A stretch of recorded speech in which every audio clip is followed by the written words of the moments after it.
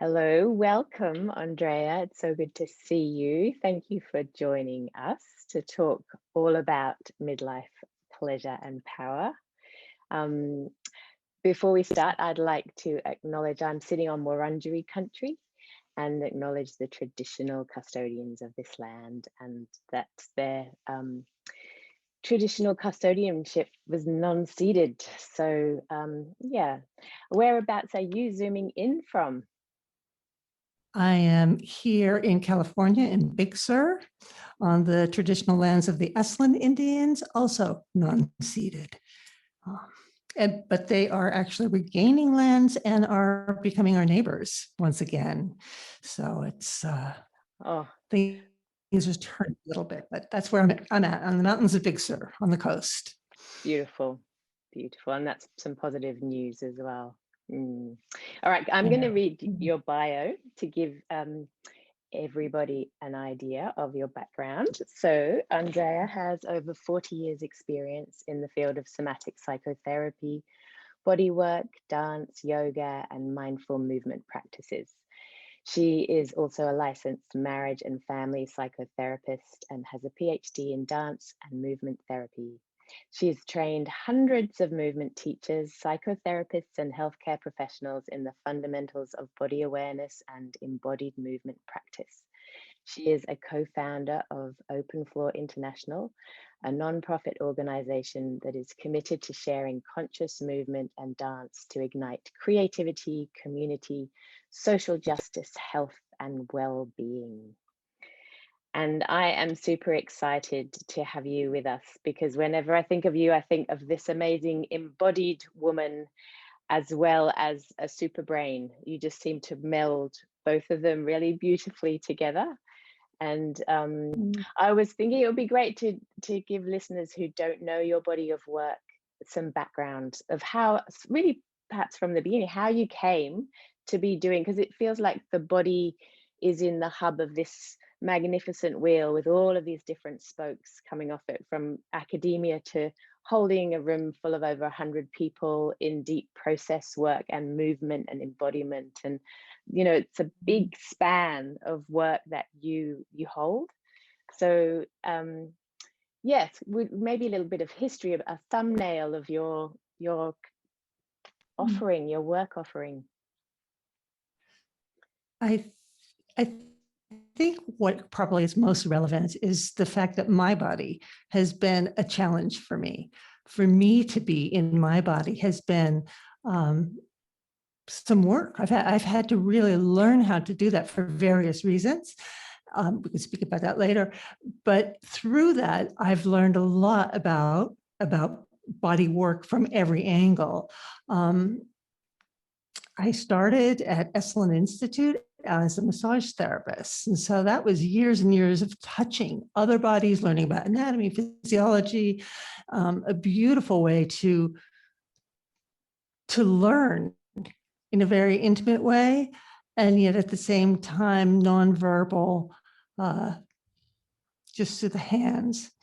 I soon realized that I could relax somebody very easily.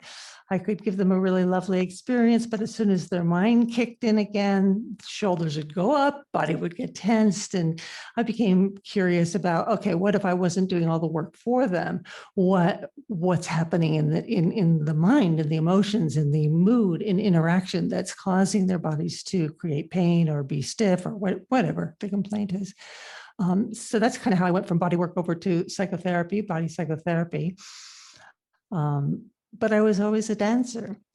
I was a dancer since the age of 6. And at the same time, I had, it's like 3 pillars: body work, psychotherapy, and dance came together at the time that I was at Esalen. And I met some really amazing teachers: Anna Halpern, Gabrielle Roth, Daria, plus many of the, the founders of humanistic psychotherapy, Gregory Bates. And, I had a lot of input and I was in a big melting pot of input already. So it was natural for me to just integrate and go, oh, all of these things have to do with the body. All of these things have a body experience. And then I just carried on studying and probably will do so for the rest of my life. I think it's fascinating. It's an endless inquiry. So. Yeah, and Esalen sounds like this incredible place. I haven't been, but of creative beings that came together, that and really ignited, or downloaded. I don't know how you'd say it, but just incredible work came out of there, like cutting edge work. Yeah. It really did in those decades. That was entirely true, and it was for me the definition of really a community of practice. It was not just creating; it was practicing together, living together, being on a very sacred piece of land, being very isolated. Certainly, the decades that I was there, 70s and 80s, were a particular kind of time for humanistic psychotherapy and bodywork and East-West traditions coming together. So yeah, it was a special birthplace of many things. Yeah, I sounds have great. I much want to go. gratitude. I'd like to It's time not- travel. yeah. So one of the questions we love to ask our guests is, what does midlife pleasure and power mean to you? When you hear that phrase, what comes up? The first question that comes to my mind is, why are we putting those things together as if they're not together? Right? Why are we specifying that? Why aren't we saying midlife rich and comfortable? Or why aren't we saying midlife? So many different adjectives, but power and pleasure, it seems to be what comes up for me is, are those things not naturally attributed to midlife for women? So therefore, we're calling it out, we're naming it, trying to uprise those qualities for ourselves as women as we travel through the life cycle. So that's the first thing that comes up for me, is like, wow, why are we talking in this way even? Good question. Good question. And one of the things that Shay and I have come together to create discourse around is, how are we in our bodies as women? I mean, that's always been a big question for me, full stop. But now I'm in midlife, I'm finding, just brushing up against the culture, and the culture tends to say you're less valid or less worthy in this aging body. And I'm sure when I'm, if I get to live to be a lot older, I'll still be inquiring into being an elder, and the lack of value that we sort of tend to attach to elders. But right now it's midlife for me, and there's a lot of pathologizing of the body, like it's treated as an illness, a deficiency. Actually, menopause for years has been a deficiency, and you take a lot of synthetics to kind of get better. So that's kind of that's why, and we're wanting to redress the balance. So that's where we thought of, and Shay's a sexual wellness educator, so that's her kind of main impulse, and my main impulse is the life cycle of looking at the whole, and bringing value to every season of our lives. Yeah. Yeah, but good question. Good question. So embodiment, like being in the body, you mentioned that you have had challenges being in the body. Will you say a bit more about that? Yeah, I would say that that I'm really sensitive. I have a very sensitive body. I could easily somaticize things. So my whole life I've had, kind of the equation is have a feeling, get a symptom. And so I have found myself to have a lot to manage. I've had a, pretty normal, not traumatic childhood, but not perfect. So it's not because of trauma, it's more just my own constitution has been difficult for me to settle with, to be with, to actually feel. More my nature would be to fly away, to drift away. Because to feel me is too much a lot of the time. And so I've had to learn how to make space for feeling, how to learn how to feel, how to ground what I feel, how to make use of what I feel, enjoy what I feel. That did not come naturally. I had to learn that. So that would be the first thing that I would say. And there's another thing I was going to say about, I'll just leave it at that. Yeah. So with it, anchoring yourself in your own body, I know, like with a changing body, there's a temptation, as in a body that has ovaries and a womb and all these different hormones, there's this kind of 3 different opportunities in our lives which fit into the life seasons to be called into the body. And first period, and then if we birth a baby, the pregnancy and birth, and then our last period in the the kind of the bridge. It can take a long time to get to that, and there's all these changes, and the temptation is to turn away, to go, I don't want to be called in like that. I don't want to listen.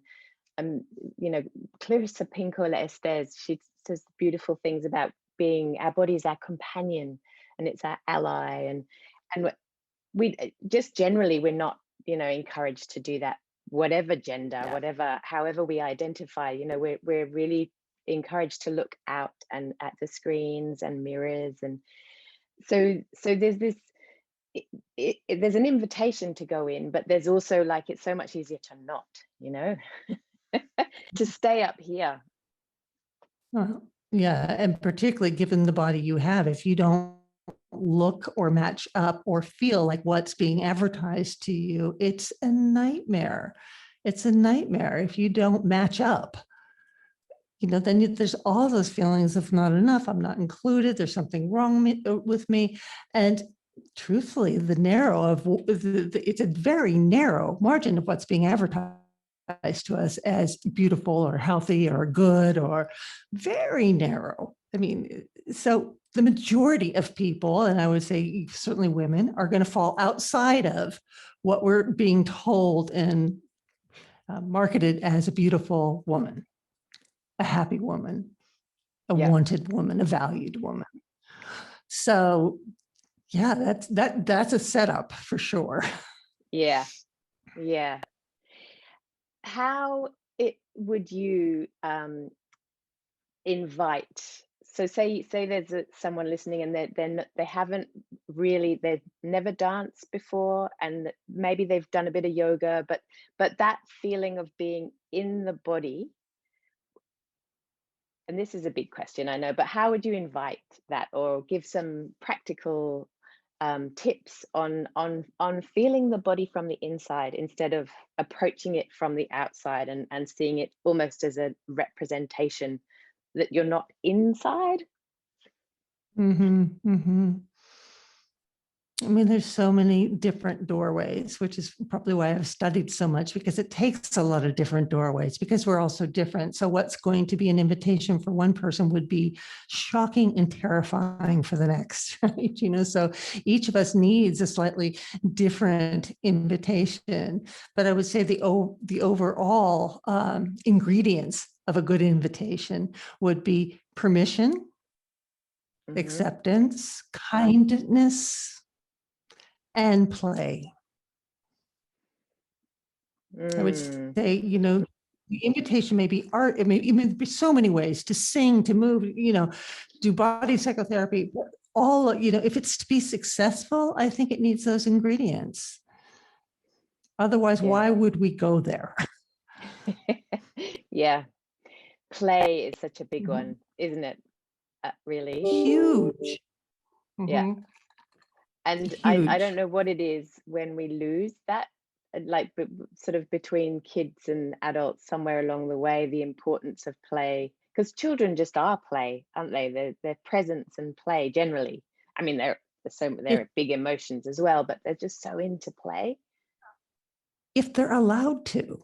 Again, if there's permission for it. I mean, I think so many children have been trained right out of play for any number of family reasons or any number of reasons in the educational system, much less religion.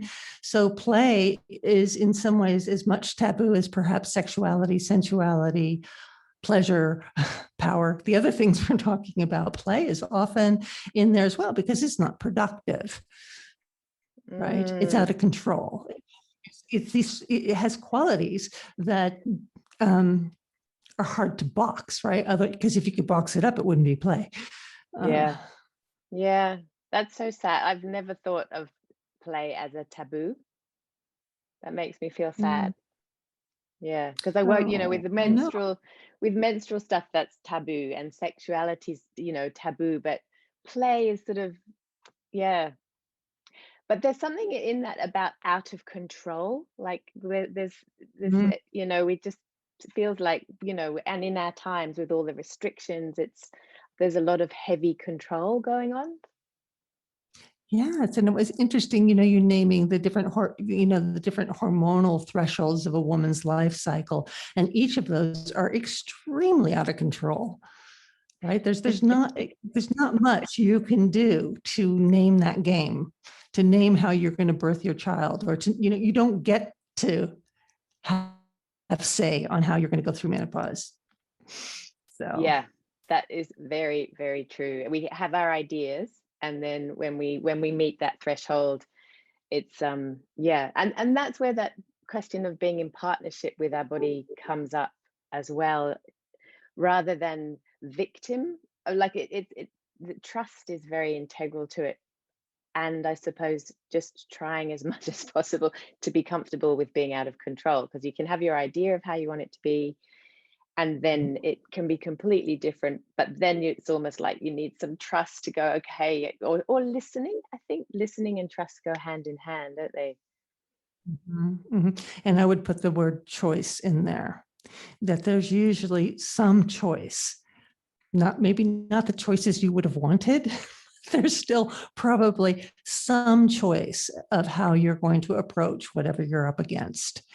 Am I going to fight it? Am I going to surrender? Am I, all the different ways I meet what comes to me will, I think, really is part of that, navigating those threshold moments, any moment really, but certainly those key threshold moments. Yeah, and then there's that relational aspect as well, of who am I going to invite in to be on my team, to, if I feel like I'm not coping, or like a birth team I'm thinking of here, you sort of pick your team, and how much of yourself and your agency do you give over, and how much is taken. In the hospital system, the lot is taken, Right. it's just assumed.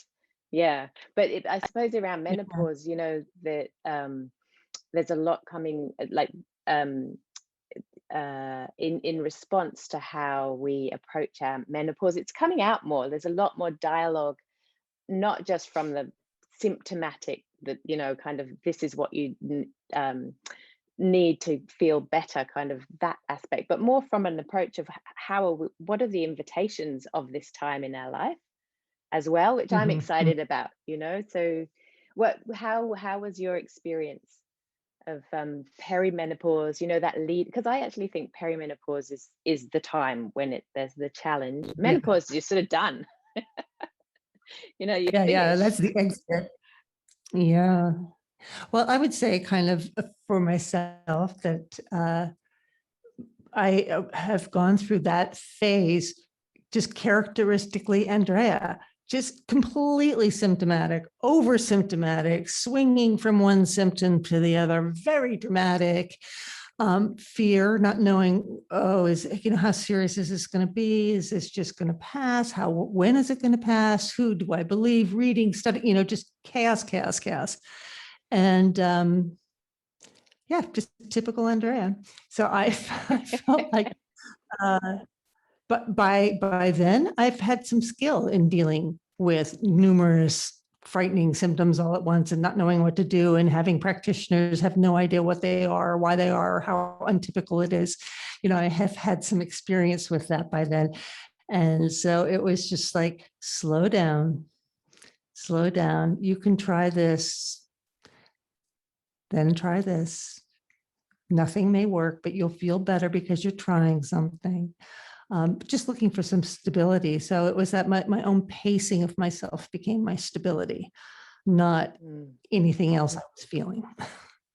Yeah, So, that's beautiful. Really, that slow, because that's one of the key things is the slowing to, Mhm. and to almost disconnect from being plugged into fast and more yang and, you know, success and get things done and rush, rush, rush, rush, rush. And it's like to try and unplug from that. And there is this, for me and for many women I speak to, this real yearning to actually go within to the land, to the inner landscape. So not necessarily the, you know, the feeling, that sensation landscape, but the rich inner landscape of the soul, almost, of what's going on inside. I'm going to stop looking outside so much and tending, because that, they say that estrogen is the hormone of accommodation, and that, you know, biologically we're programmed to tend to others and to care.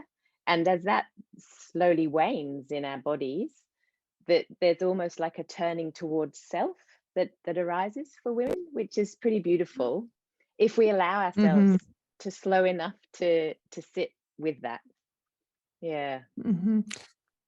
And if we have the luxury and the privilege of a lifestyle that can allow that, because there's so many people on the planet who really, that kind of attention and awareness is just simply not even on the plate. It's just not anywhere around. Not easy. It may not even be known, but even if it was known, there's so many crises and, you know, more fundamental needs that, you know, even though your body may be crying for you to just take a retreat and have a spa day or something, you know, it's like, that's not even a part of my world. You've got to be kidding.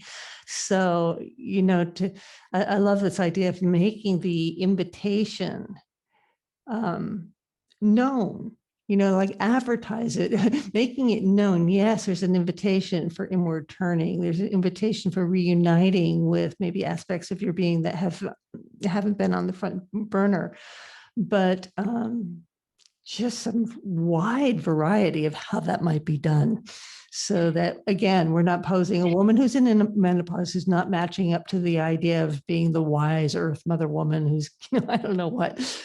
But Yeah. I think there's these, you know, there's so many stereotypical, I guess we just do that as people, don't we? We just suddenly, it's like somebody does it, look, and it looks well, and suddenly we all need to do it that way or something. I don't know. Yeah, yeah, it's that comparing, that constant comparing. And I'm glad you brought up the word Yeah. privilege, because that is like the third hidden P in a way, or question mark P that I have, because around bringing up, you know, midlife pleasure and power, is it just a privilege, that a question for privileged? Like, I'm a middle class white woman of privilege, so I have the time to ask these questions. And, you know, in terms of just the capacity to experience pleasure, I probably have more time than a lot of people to have that, you know. So I'm very aware, but I'm aware of that there's privilege interwoven in through all of that. And I want to sort of ask, like, how can we make it so that it's the same with power and agency, that it's a broad conversation. And I guess I need to ask these questions of women specifically, because we are kind of framing it for women, of how that sits with them if they feel like there's not that space, because time and Mhm. space is a big part of it. It's an ingredient that's helpful. Let's say that, right? It's super helpful if we can have time and space and good food, healthy, safe environments to live in. Yeah, all those things are really helpful and supportive to that journey. I think the journey happens anyhow, right? So is there what can we offer that comes with you regardless of privilege, regardless of your skin color, your economic place, country? I think of so many countries at war, and you know, you see a lot of older women with the kids running around the streets. I think my heart just breaks. I think, oh, this is probably not what they planned for themselves, and this is where they are. And so when you say pleasure and power, it's like, I imagine they're probably the keepers of that in many ways. I don't know. I don't know. There's such good questions. Makes me think of that movie, that old movie, Life is Beautiful. You know, it's an Italian father who ends up in a concentration camp with his son, and he Oh, right. makes the whole experience a game almost, or this adventure for him and his son. And it's that, I suppose there's that choice. I mean, that's the extreme of, but it's that Right. response. But there's also play in there as well. You know. Yeah. Well, and I think what we were talking about is the existential dilemma of how we're meeting our own fate, whether that is, you know, our own menopause or something bigger outside of us that we can't control, additionally can't control. How do we meet our own fate? And just what you were saying reminded me, of course, of what Viktor Frankl had said, also a concentration camp survivor, is you always have choice. They can take everything away from you and you can still have choice, and that sense of personal power. And a kindness to oneself to choose how they're going to meet this situation. Yeah. So Kindness to oneself, though, is so hard. I'm noticing I've started coaching a lot, and in terms of dropping into really deep conversations, I'm really noticing, and I'm sure on myself as well, but in other, I can see it so much in others, that there's just not, it's not easy to be kind to oneself, let alone, you know, maybe it's easier to be kinder to others. I don't know. Sorry, I interrupted. Oh, no, but it's true. I mean, it is kind of remarkable. It's almost scary, right? You see, wow, we are just horrendous to ourselves. And then we're surprised that our world is, you know, filled with violence or this or that. I mean, as humans, we're not great people. Truly, we create lots of destruction on the earth. You know, so we have to just kind of say, okay, we are a species that is not kind in some ways. Evolutionarily, hopefully we're moving in that direction, but we're, you know, we have some work to do. Yeah.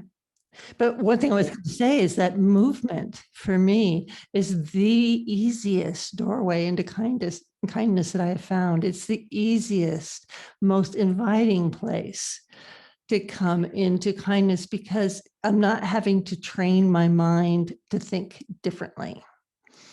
I have to train where I put my attention and what I'm willing to feel, because my mind could just judge me the whole time I move. Oh, I'm not doing it right. I don't look like the other dancers.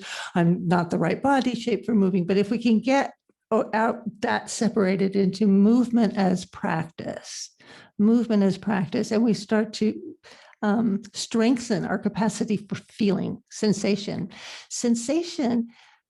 You start to teach your body, how do I find sensation that's neutral? How do I find sensation that's pleasurable? How do I find sensation that is unknown to me? So I don't know, is it pleasure or it's pain? It's like a whole play place. You know, it's like, I don't know what it is. It brings curiosity. And in that way, we can, you know, in a way, repattern how we approach ourselves. Hopefully less judgment, more curiosity, more permission. I think movement practice is really good at establishing that. I think it translates really directly to emotional intelligence. Yeah. I know it's one of my most favorite places to be, is moving and dancing and playing. It's a play. Yeah. So it feels like this is a good time to move into your body of work, Libido, because that's very much about movement.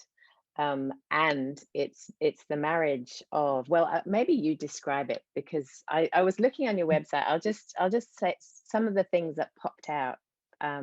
Was Carl Jung's phrase of libido is appetite in its natural state, and maybe that's a good starting point. But it's a workshop. It's a weekend workshop that dancers can attend. But behind that, there's years and years of research and work, and also your own history, I guess, of I was listening to you talk to Jake, and really curious about your upbringing with your hippie parents, and nudity was very relaxed, and your father was a body psychotherapist specifically in sexuality. So you would be coming to this with a lot of comfort, I'm guessing, if your role models modeled no taboo around this stuff. So the main question is perhaps a history of libido and what it is, first of all. It's funny. I just thought of something when listening to you. I like talking to you. You just framed things together that I actually hadn't put together, which is I would think that I would have come to the work with sexuality with some level of comfort, because my father was an author and one of the early teachers of embodied sexuality. And yes, we had a very open, touchy feeling. My mother did massage. We went to Gestalt summer camps and did body painting. I mean, it was just, that was the time in California. And I guess to some degree, I do have an openness to our natural state, right? Body, sexuality, pleasure. But I also have a lot of discomfort. I think I got really overwhelmed in the 60s. When I was raised, it was supposed to be all good because it used to be all bad.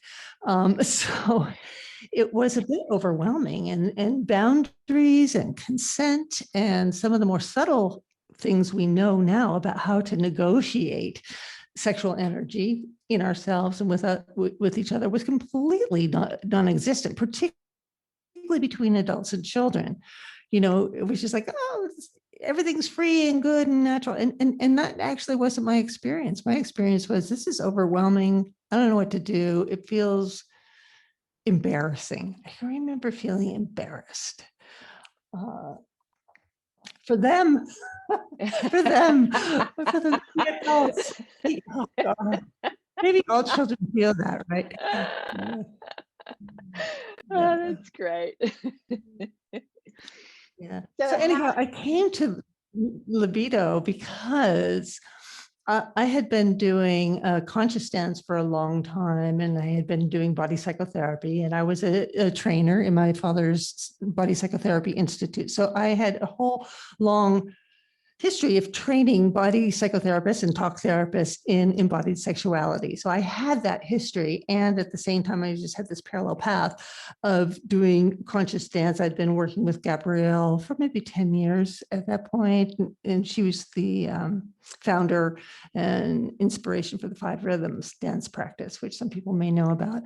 So I had met her when I was quite young, and I was just enthralled with that work. I was enthralled with her and enthralled with that work, and wholeheartedly giving all of my teaching efforts to understanding, oh, this is a beautiful body vocabulary. It's a beautiful language of moving the body that isn't modern dance. It's not yoga. It's not restrained, and yet it's specific enough. So anyhow, I love the 5 Rhythms. And at the same time, I had been teaching around sexuality to psychotherapists and at a university. And I was looking at the dance floors that I was teaching on and participating on, and seeing all sorts of sexual conversation, let's say that, sexual libido conversation, sexual conversation happening that was completely unspoken, right? So all these undercurrents, all these kinds of acting out, and I could feel it, I could see it. I had trained myself to see that, of course. And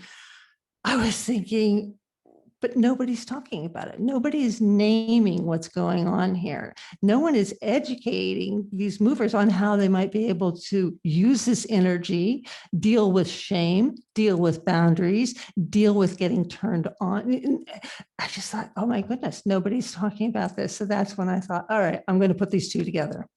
I'm going to do, and I think for the first 15 years, I just called it 5 Rhythms in Sexuality. I didn't know what to call it. I just thought, I'm putting these things together.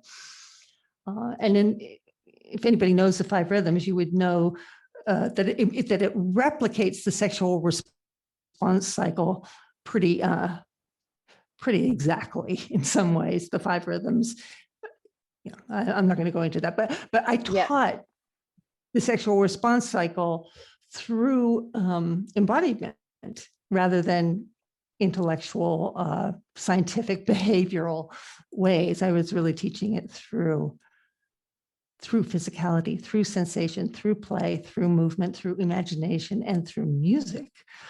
That's the other thing. So much of the music that we all play and we all love is sexy. It's juicy. It's the songs of our courtship. It's the songs of romance. It's the songs of heartbreak, right? It's just, it's our artists are speaking to our connections with ourselves and with others. And so here we are moving all that. And again, I wanted to name it. So that's where the work came about, is wanting to name what I was seeing and giving people tools how to be with the energy of sexuality in a way that would be creative, self-responsible, life-giving, and a way to heal so many of the wounds that many people carry. Upbringing, around culture, around gender, around stereotypes. So very rich work, very rich work. And the container has to be so well held, because so much safety is required in taking the lid off, because again, you know, we're dictated to, contextually, our society and religion and history tells us to not, first of all, certainly not talk about it, let alone move with it in a room with a whole heap of other people. Like, it's seriously edgy stuff, but pretty amazing to take the lid off all of that, and then just be with one's own body first of all, but then be in relation with others, and need to just sort of say everyone keeps their clothes on, and like because that's the you know, first place a lot of people would think of it, sexuality, a big group of people, orgy, must be, you know. right. Well, and we have some real, you know, the only place outside of psychotherapy where in general people can go to get information about sexuality might be Tantra workshops, or not in, you know, I don't have anything against Tantra workshops, but this is not Tantra in any way, other than it is about the movement of energy. But I think that sexuality has been so abused, you know, either suppressed, repressed, rejected, or used and abused for control, for power, for getting people's needs met, teachers getting their needs met through students. And I just felt like a freaking lioness. Like, that will not happen in my room. That will not happen. We will find a really healthy, adult, responsible way to enjoy this energy without being abused. So I teach a lot, and clothes on, consent, any type, for any kind of touching. All the work we do is around imagery and dance, not sexual activity necessarily. We don't bring the bedroom onto the dance floor. We bring the dance floor into the bedroom, perhaps, if you want, but we do not bring the bedroom onto the dance floor. Because I feel like privacy and privacy is important. Privacy is important. It's part of the deliciousness also of our sexuality. It's our own privacy. Yeah, and I was listening to Esther Perel recently, and she has beautiful work around sexuality, and she said in her wonderful accent, you know, just because you have a tingling in your genitals doesn't mean that is sexuality. Like, she was saying that it's so much bigger than that, and actually it's about being enlivened and fully alive in the body, and you're tapping into that energy, and our expression of that, one avenue of expression, is sexuality, but it's just so much bigger. Yeah, we work in open floor and also in Libido with differentiation practice, and one of our key differentiations is between sensation and story, trying to get a little space between those. So, and particularly in Libido work, if the moment we feel any sensation, if it gets glued together with a story of that's bad, or that means I'm good, or that means you like me, or that means I shouldn't like you, you know, the endless stories that we can tell to complicate the situation shuts down the energy, and it's not ours to use or feel anymore. So we work a lot with, how do I acknowledge the stories, Some of them might be accurate, relevant, or important, but not to be able to separate that from the sensation. How do I also acknowledge and feel and engage the sensation, even if it's, positive and negative? Aversion is an important sensation to understand for yourself. Yes, that towards and away, and that turning away, that sense of yuck. I remember it all well. Yeah. And there's such good tools. There's such good tools to know that, to recognize that in the body, first of all. Yeah. Because I often feel like the dance floor is an aspect. There's an aspect where it's a portal. You can open and tap into huge energy, archetypal energies, and eros energy, I guess we're talking about now, is in this sense of enliven, this sort of just the spark of creativity. And in order to access that, we actually need our bodies as anchor. It feels like, we need our bodies as anchor, and we need breath, right? We really need breath. And all spiritual traditions know that. All meditation traditions know that. All movement traditions know that there's something key about the conversation or the partnership of breath and body. Right. And that's something that when we hook those up, it does bring some kindness too. It does bring some kindness. Yeah. Talking about story, a common story and experience for a lot of women as their hormones changes. I just don't feel sexual anymore. It's just switched off, and some of that is, of course, that the biology's changed, the hormones have changed, so the sex hormones are not swirling around the body in the same way as they used to.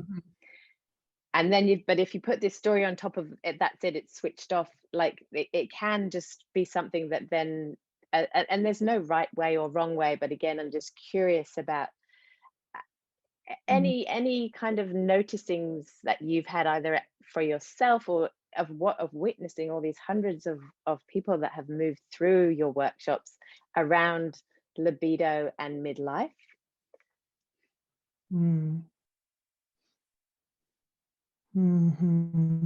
You name an important one, of course, is what are we telling ourselves? Are we telling ourselves it's switched off, it's too late for me, I'm too old for this?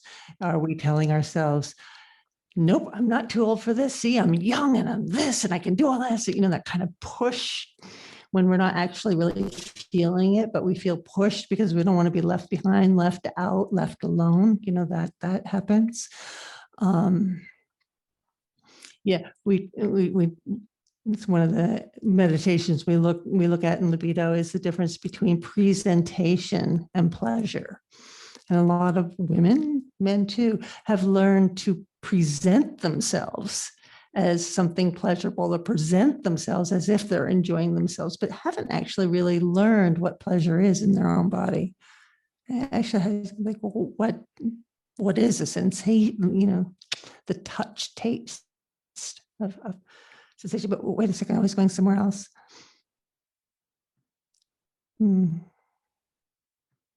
Tell me what you asked me again. Oh, menopause. Okay, the other thing was, the thing that I find that helps with congruence through a life cycle such as that is like, yes, your body is changing, your hormones are changing, and everything about your physicality is changing. And yet the idea sometimes gets stuck. The idea doesn't change. Sexuality is this. Sexuality feels like, should feel like, or it used to feel like appetite, right? Something I want. And for many, many people, even in their 20s, it's not true. Sexuality doesn't come with appetite, but that's what we're sold, right? That's what we're supposed to want. Esther talks beautifully about that, doesn't she? And I hold this, and I feel this when I watch our movers, really study themselves, that when there's that permission to play, when there's that permission to just not make sense, to just do whatever I feel like doing, follow impulse, be as shut down as I want to be, not forcing myself to be open, not forcing myself to be anything, just I get to play, that opens a door to sensuality. And it might not be how it looks, and that's true at any age. You know, it might not be how we're told it should look, and that's true for any age. I think so that play, there's the key is play, and the other one is willingness. A willingness, that moment of, nah, I don't feel like dancing. No, I'm too tired. I don't feel like getting on the floor today. I don't want that partner. I don't like this song. You know, all the same things that you might hear in your head around engaging sexually. Oh no, I have a headache, classic, you know, joke. Or no, I'm too tired. I've had too much day. Or oh, I didn't have a bath yet. Or, you know, I didn't shave my legs. But, you know, all of the things that come of like, oh, you know, no. And learning how to find in your body, where is willingness? Where do I go if I would like to feel willing? It doesn't mean that I have to feel anything, but that I'm willing to play. I'm willing to just mess around, give it a go. And on the dance floor, you get a lot of practice of that. Where's the willingness? Well, I'm not willing to dance. I hate this song, or I'm not willing to dance because, you know, I don't like the teacher or the people or whatever, you know, I don't want to dance. Okay, but are you willing to walk? Are you willing to at least move and breathe? Yeah, I could do that. Okay, I can move and breathe. So you just start to find, how do I navigate that thread inside of my own being around, yes, I'm willing, into the doorway of play, or what Esther Perel calls it, eroticism. Eroticism is a place we go to. It's not something that we naturally have or don't have, right? It's a land, it's a magical kingdom, it's a place of play. And so you know, how do I find that willingness to go there? And I think willingness is not a thought, because if it's a thought, top down, right? If it's a thought, it's usually more of a demand. So it's like, can it be a thought? Yes, I would like to be willing right now. Okay, where is willingness? What is willing? Yeah, okay, I'll wiggle my fingers right now. That'll do. You know, just walking yourself through the subtleties of that. So I think that's. And that's so beautiful, because like I was listening to you going, yeah, I'm, you know, going to be sort of more like, I'm going to choose this and be willing, but that is so top down. Whereas you're really saying it actually starts in a yes to movement, but willingness movement. So they combine, they weave together. And again, from the body is starting point rather than, I think the choice does come there from the head as well, in terms of, and this is where the space and time question comes up, of allowing enough space and time to have that ability to be willing, you know? And it could be willing in a flash as well.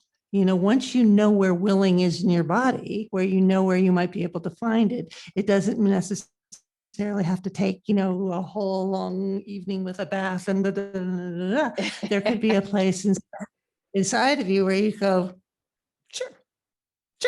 You know, you can find it, but it's like it is top down, right? I have to have the mindset of willingness, but I can't only have the mindset. I have to know, you know, what parts of my body are most likely to say yes to movement.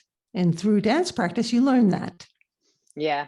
What parts of my body are the least resistant regarding any emotion, not just sexuality, but anger or sadness or love or, you know, all the complex emotions, but what part of my body is still willing to move when I meet that? You know, for some people, feet, for some people, it's elbows. No, I can move my elbows. That's it. But I can move my, some people, it's like, I'll blink. That's it. I'm only going to blink. Okay. Blink. Yeah. Still moving. Blink. Yeah. Yeah. Blinking. Yeah. Blinking can be very playful. So it's movement. So you just, where is that doorway? Yes. Do you notice, like, well, of course, I'm sure you would, but in terms of when people first come into the libido workshop and just their general kind of energy and sense of body and self, and then when they've throughout the weekend, by the time they're leaving, the change in them, like, Of course, yeah, of course. And I also have for many, many years done an ongoing group, a 2-year libido program. And that's where we can get more into people's personal narratives, people's relationship issues. I mean, you know, with sexual politics, I mean, there's all sorts of, you know, gender issues. On a weekend, we don't, on a weekend, we can work with the physicality of, you know, willingness, moving energy, the different kinds of things that are obstacles to us feeling our sensations. And yes, the obstacles that are almost always there, even with the people who will quote say, I'm free, right? You know, people who may have had parents like I am, I'm totally comfortable with this. You know, there's fear. Excitement comes with fear. It's those two are so close that even if I'm mostly excited, fear is very available. And if I'm frightened, excitement is very available. And so fear is like one of the first things, fear and shame. Those for sure are going to be the calling card. Fear, shame, and then presentation or preparation. Oh yes, I'm going to the libido workshop and I'm going to show up in my nicest clothes and I'm going to have a, you know, I'm going to be so sexy and I'm going to find my mate or they're going to find me, or, you know, all the kind of hopeful present, you know, these are just natural things that come with our sexuality. And it's so nice to just say, yeah, okay, we all probably had a bit of that. What else is there? What else? And how can we handle fear when it comes up? And how, you know, what's the dance of shame? And what does that look like? What does that feel like? How do I get stuck there? How do I spiral into shame? When I have a shame attack, how do I spiral out? What are my doorways here? It's really bringing up for me my favorite mantra of open floor, you know, move and include. Yeah. It's moving and including all of it, isn't it? Yeah. Well, I wish you were closer because I'd love to do the ongoing libido fundamentals, but it's not going to happen while we're in different hemispheres, that's for sure. But it's such wonderful work,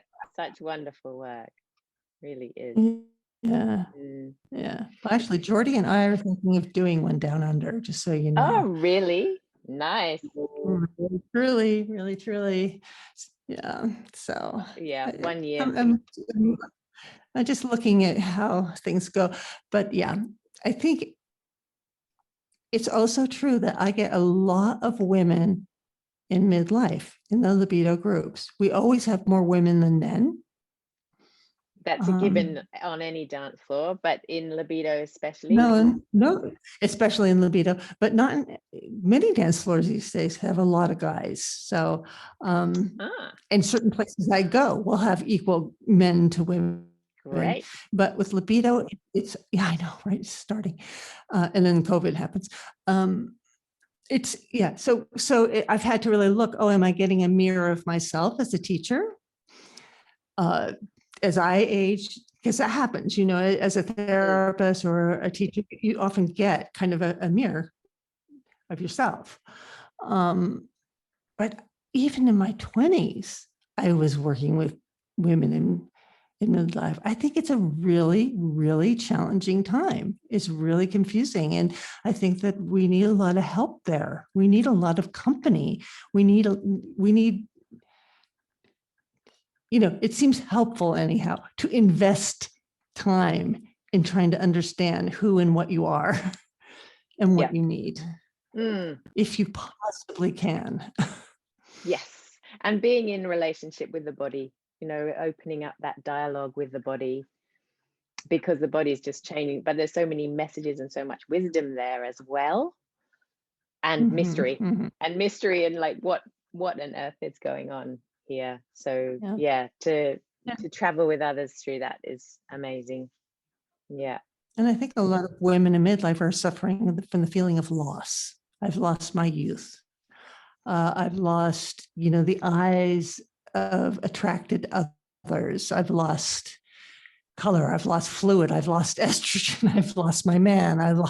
You know, it's just, you know, my kids are growing up. You know, there's a lot of loss, I think, that women can end up with here. And to be with that alone is just so painful. Yeah. Yes. Yeah. Grief and anger tend to be the most common emotions that are sitting there to be with. And it feels like it's good to turn towards those feelings. And it's almost like it is like the autumn tree shedding the leaves to then start the next chapter, but to push them down and not look and move away quickly, they sort of then travel along in a big gardener's bag of leaves behind you. And I'm not saying that, I mean, grief is always there, but it's that tending to is a way of moving through, it feels like to me. Yeah. Yeah. And but with anger, that's an interesting one, because there's these great sort of waves of rage that can emerge, and maybe that's been from pushing it down and being silenced, and possibly to do with not having that sort of softening estrogen around to put others first, that this can come forwards. And any suggestions about how to be with anger in a positive way, because anger in and of itself is not negative, but it has such a bad rap. I know, doesn't it? And it's such a shame. Yes.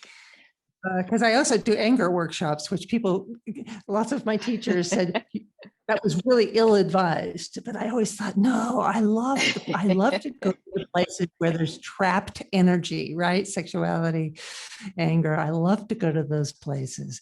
And so, what I have found in working with anger over a weekend or a week-long time, really just focusing on the movements of all the different kinds of anger, resentment, or the kind of rage that comes with betrayal, or the kind of pissy nitpicking, passive aggression. There's so many different dances there in anger, right? The way the energy can come out, the cold stone freeze you out, all those are such good dances. But anyway, what I have found in watching that anger is the fastest way to get to joy.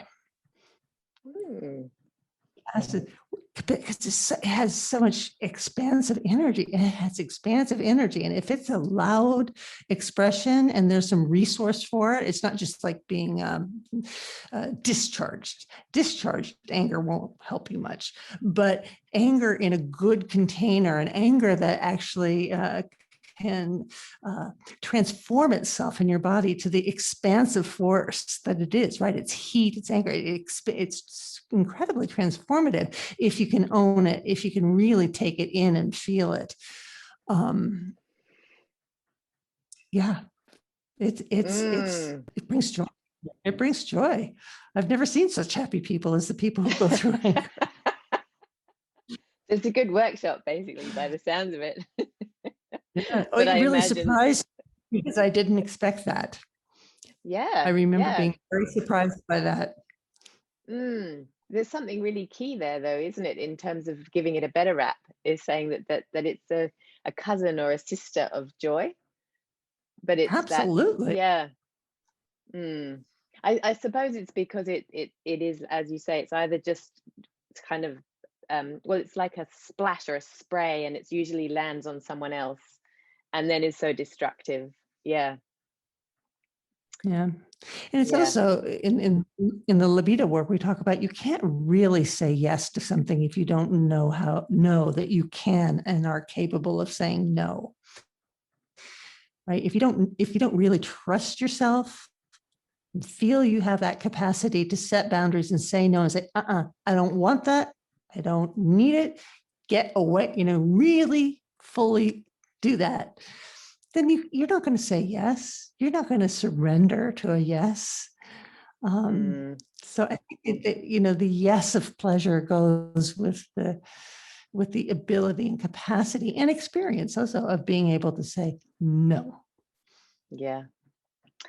So many words of wisdom, and I just love that you are drawn to those edgy places, and yeah, it's like a calling to release some of that trapped energy. So thank you for that. It's brilliant. Really, really appreciate it. I think a final question I'd like to ask, which is one that we ask everyone is if you have any words of wisdom for this life stage of our lives, what would you share?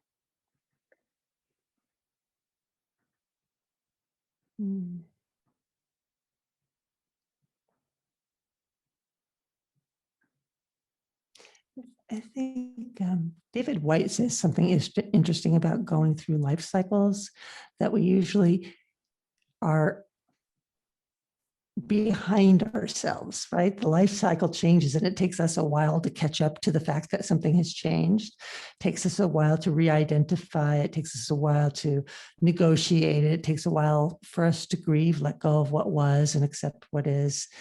There's a bit of a lag time, which creates some kind of dysphoric place in us, which is why body work is so important, because it can bring you to the truth of where are you now, not where you thought you were or where you have been, but what, really what is true now. So I think, for me, it's that sense of willing to meet yourself where you are, even when you don't like it. Wonderful words. Thank you so much, Andrea. You're welcome. I'm so pleased to talk to you. Oh, it's Lovely. always, yes.